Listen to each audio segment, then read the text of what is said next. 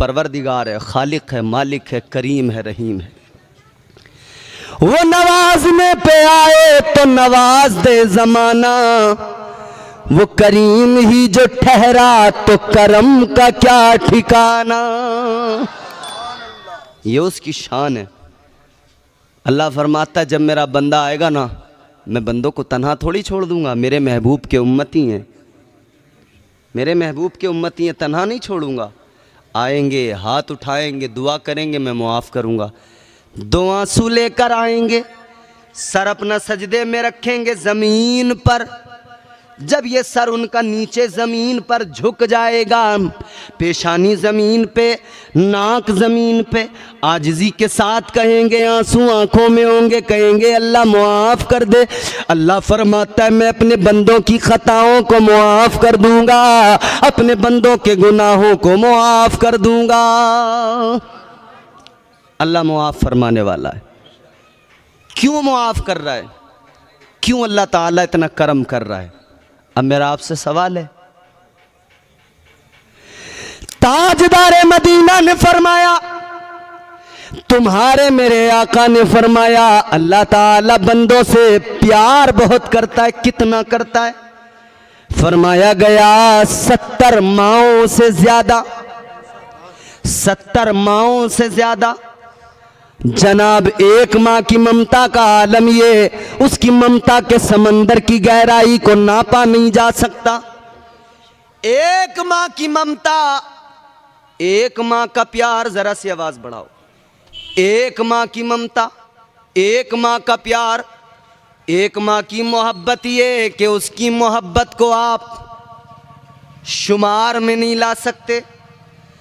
आप माँ की ममता को नाप नहीं सकते, उसको तोल नहीं सकते। मुझसे किसी ने कहा हजरत ये बताओ, एक माँ की ममता ये, अल्लाह तो 70 माओं से ज्यादा प्यार करता है, लेकिन करता क्यों है? क्यों करता है? रीजन क्या है?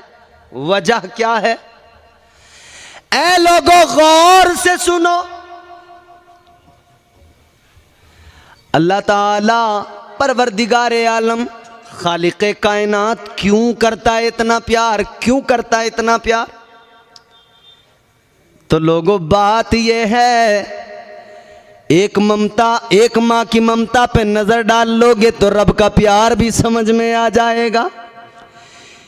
एक माँ की ममता ये 9 महीने शिकम में रखती है, 9 महीने शिकम में रखने के बाद दर्द सहती है, तकलीफें सहती है, दर्द बर्दाश्त करती है।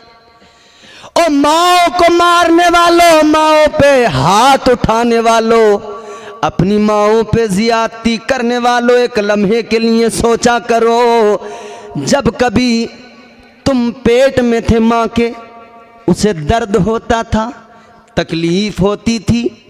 वो औरत जब तक माँ नहीं बनी थी, बन संवर के इतरा के चलती थी। जब शिकम में बच्चा आ गया, एक एक कदम बड़े सलीके से रखने लगी। किस लिए? इसलिए कि मेरे बच्चे को तकलीफ ना पहुंच जाए, मेरा बच्चा ज़ाये ना हो जाए। बच्चे की फिक्र है, बच्चे का ख्याल है। एक माँ है, इतना प्यार करती है, किस लिए? 9 महीने पेट में रखा, फिर उसने जन्म दिया, बहुत दर्द सहे, चीखें निकली, बर्दाश्त करती रही, सब कुछ बर्दाश्त किया, जन्म दिया। फिर उसकी ममता ये कि गीले पे सोई, बच्चे को सूखे पे सुलाया, अपना खून दूध की शक्ल में अपने बच्चे को पिलाया। इतना प्यार है माँ को औलाद से, इतना ममता का ये पाक पवित्र रिश्ता है। ऐ लोगों, एक माँ का प्यार ये, एक माँ की ममता ये, क्यों? इसलिए कि उस माँ ने जन्म दिया है, तो अल्लाह भी इसीलिए प्यार करता है। इस माँ ने तो फकत जन्म दिया है, उसने तो पूरा वजूद बनाया है, खल्क किया है। उसने तो पैदा किया है मियाँ, पूरा वजूद बनाया है। दुनिया के पहले इंसान को अल्लाह ने मिट्टी से बनाया, हजरत आदम। बनाने से पहले अल्लाह ने फरिश्तों से क्या कहा? वइज़ क़ाला रब्बुका लिल मलाइकति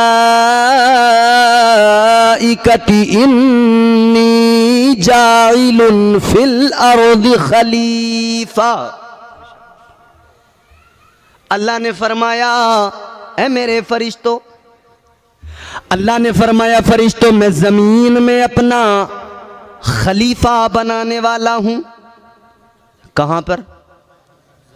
बोलो बोलो, कहां? अल्लाह ने ये तो नहीं फरमाया मैं आसमान में अपना खलीफा बनाने वाला हूं। कहां?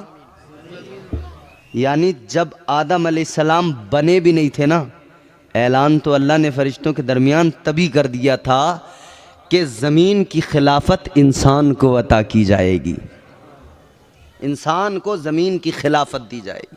एक बात पूछता हूँ आपसे, अल्लाह ने ऐलान कर दिया था कि ज़मीन की खिलाफत दे रहा हूँ, ये बात तय थी, ये फैसला हो चुका था, रब की मशीयत थी कि ज़मीन के लिए बनाया जा रहा है, ज़मीन पर ही रखा जाएगा। मगर सुन्नियों, अब ज़रा ये बताओ, अल्लाह ने पैदा करके आदम अलैहिस्सलाम को फ़ौरन ज़मीन पे भेजा था या कहीं और? जन्नत में भेजा था। कहाँ भेजा? आप बताएं, कहाँ भेजा? क्यों भेजा जन्नत में? अल्लाह तो सीधा ज़मीन पे भेज देता ना, क्यों भेजा? अल्लाह ने क्यों भेजा जन्नत में? अल्लाह ताला ने जबकि ऐलान कर दिया था कि बंदे, मैं जो इंसान को बना रहा हूँ खिलाफत अर्जी अता करूँगा, ये मशीयत थी रब की, ज़मीन पे इंसान को बसना है, ज़मीन पे रखा जाएगा, ज़मीन पे आबाद किया जाएगा। मगर अल्लाह ताला ने पहले जन्नत में रखा, आदम अलैहिस्सलाम को जन्नत में रखा। मगर इंसान की फितरत में, पहले इंसान जब बने तब से ये बात है, अकेला हो दिल नहीं लगता, हम जिन्स चाहिए, इंसानों में ही रहेगा, बगैर इंसानों के नहीं रह पाएगा, हम जिन्स चाहिए। अल्लाह ताला ने जन्नत में रखा, आसाइशें थीं, आराम था, सुकून था, लज्जतें थीं, तमाम तर जन्नत की रानाइयां एक तरफ, मगर फिर भी हजरत आदम का दिल नहीं लगता था, दिल नहीं लगता था। तो अल्लाह ने क्या किया? हजरत हव्वा को पैदा कर दिया, तुम्हारी मेरी माँ, नस्ल इंसानी की माँ हजरत हव्वा, उनको अल्लाह ने पैदा कर दिया। अल्लाह ताला ने हजरत हव्वा को पैदा किया, फिर फरमा दिया वकुलना या आदम उस्कुन अंत व ज़ौजुकल जन्नह। अल्लाह ने फरमाया, मैं कुरान सुना रहा हूं आपको, हैं, तवज्जो से सुनते रहना। अल्लाह ने फरमाया, ऐ आदम, अपनी बीवी के साथ जन्नत में रहो। या अल्लाह जन्नत में क्यों? अब मुफस्सिरीन इकराम फरमाते हैं कि अल्लाह ताला ने बंदे को, मर्द को भी और औरत को भी जन्नत में सबसे पहले रखकर उसे दुनिया में भेजना था, मगर तैयार किया और मिजाज दिया। अल्लाह ताला ने इंसान को जन्नत में रखा, बता दिया, मिजाज दे दिया, बंदे जन्नत को जरा देख ले, जन्नत का हुस्न देख ले, जन्नत की रानाइयाँ देख ले, जन्नत की बहारें देख ले, जन्नत के नज़ारे देख ले। आज जन्नत का जिक्र सुनते ही हर इंसान मुस्कुराने लगता है, तमन्ना करता है जन्नत में चला जाऊं। अल्लाह ताला ने तो इंसान को बनाया, तभी जन्नत में भेजा और बता दिया, मिजाज दे दिया, ऐ मेरे बंदे, तेरा असल ठिकाना ये है, अब तुझे इम्तिहान के लिए भेज रहा हूँ, इम्तिहान गाह तेरी दुनिया है, दुनिया में जा अपनी जिंदगी गुजार ले, मगर इस जन्नत को याद रखना, अगर यहाँ आने की दिल में ख्वाहिश रखेगा तो नेक अमाल करेगा, यहाँ आने की तमन्ना रखेगा तो मेरे महबूब से मोहब्बत करेगा, मेरे हबीब से प्यार करेगा। अगर तूने दुनिया में जिंदगी मेरे और मेरे महबूब के तरीकों पे गुजार ली तो याद रखना ये जन्नत तेरा दायमी ठिकाना होगा, वरना तो फिर अल्लाह ने जहन्नम भी रोशन की। लोग कह रहे हैं ऐसी काम चल जाएगा, बस चले जाएंगे जन्नत में। अच्छा, ऐसे ही चले जाओगे? जन्नत अल्लाह ने बनाई है, मगर ये भी याद रखो अल्लाह ने ही दोज़ख भी बनाई है। अल्लाह ताला करीम है, रहीम है, मगर कानून भी उसी खुदा का है। हाँ, करीम है मगर कानून भी तो उसी का है, ये भी तो याद रखो। तो अल्लाह ने मिजाज दे दिया जन्नत में रख। अच्छा, औरत को क्या मिजाज दिया जन्नत में रखकर? फरमाया गया औरत को अल्लाह ने जन्नत में मिजाज दिया। ए औरत, ये जन्नत देख ले। अच्छा, एक और बड़ी लतीफ बात बता रहा हूं मैं आपको। अल्लाह ने हज़रत आदम अलैहिस्सलाम यानी पहले इंसान को पैदा किया ना, तो उन्हें जन्नत में नहीं पैदा किया था, लेकिन औरत को जब पैदा किया तो जन्नत में ही पैदा किया। आदमी को, मर्द को जन्नत में पैदा नहीं किया, भेजा, दाखिल किया, मगर औरत को पैदा ही जन्नत में किया अल्लाह ने। क्यों? क्या है सबब, क्या है रीजन? मुफस्सिरीन कराम के कई कौल हैं। एक कौल ये है, फरमाते हैं मुफस्सिरीन कि अल्लाह ने औरत को जन्नत में पैदा करके मिजाज दिया। ऐ औरत, तेरी आंखें जन्नत में खुलेंगी, तू सबसे पहले देखेगी तो जन्नत को देखेगी। सबसे पहले तेरी नज़रों के सामने जन्नत की बहारें होंगी, जन्नत के नज़ारे होंगे, जन्नत का हुस्न होगा, जन्नत की रानाइयाँ होंगी, जन्नत का तमाम नज़ारे होंगे, जन्नत की नहरें होंगी, दूध की नहरें होंगी, शहद की नहरें होंगी, जन्नत का हुस्न होगा, जन्नत का माहौल होगा। अल्लाह ने औरत को गोया मिजाज दिया, आज तुझे जन्नत में पैदा किया, आंखें खोल के तूने जन्नत को देखा है, इस जन्नत को याद रखना, तुझे दुनिया में भेजा जाएगा, दुनिया में तू अपना एक घर आबाद करेगी, घर बसाएगी।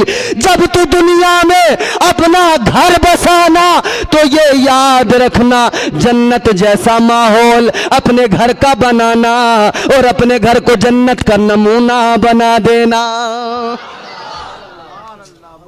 अल्लाह ने तो मिजाज दिया अपने घर को जन्नत का नमूना बना देना, मगर भाई अब घर क्या बन गया?